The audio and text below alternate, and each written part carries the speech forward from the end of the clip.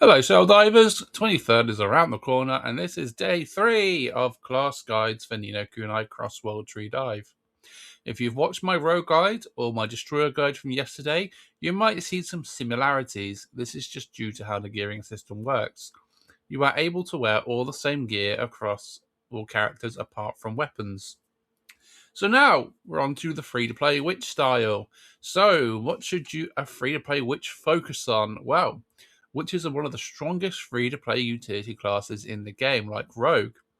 Witches have multiple debuff skills and passive skills that make them incredibly strong as a party buffer, with skills like Decaying Touch, reducing armor, and Crush Armor, also reducing even more armor, which really impacts the whale's damage. And on top of that, we even have more skills like Breaking Wave and Deadly Spike, which increase damage taken by party members and crit resist. Really, this class is just stacked.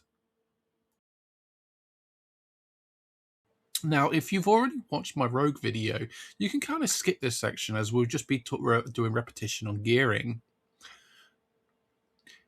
In the early game, focusing on one element is advised as well if you wish to level the fastest.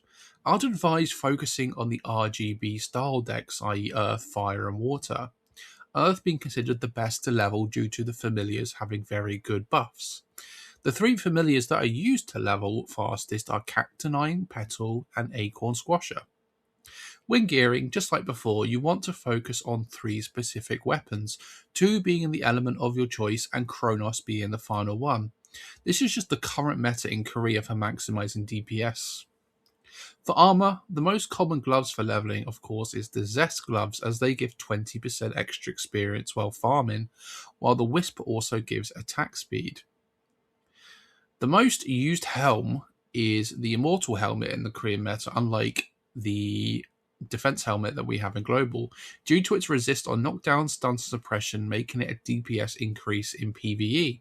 Also quite useful in PvP.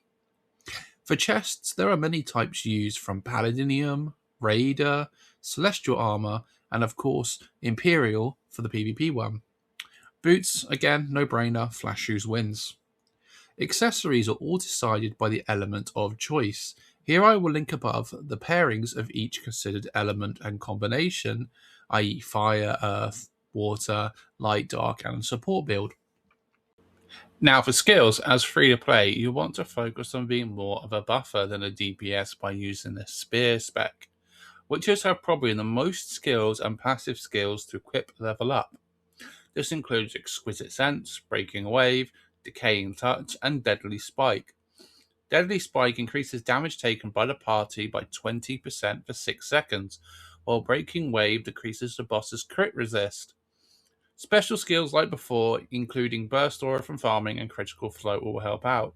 This may take all your resources, but you will be everyone's favourite witch. These are immense DPS increases to the whales. Now, in Korean version of Ni no Kunai, they have specific banners for certain familiars. And Ni no Kunai has pretty much a very generous system with a 5% chance of pulling a 4-star rare familiar throughout the pity. Most players will save familiar tickets for one specific banner and pull till they are maxed on their choice of familiar.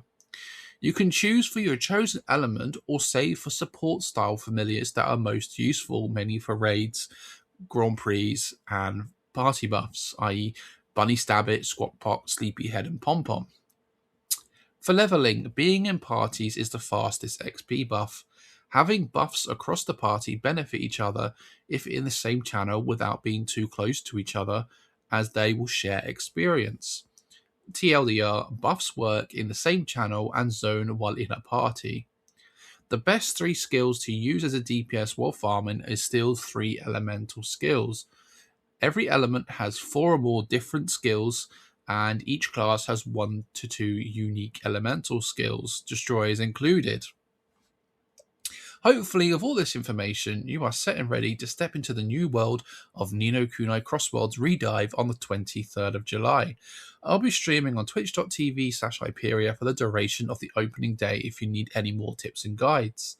See you around, Soul Divers.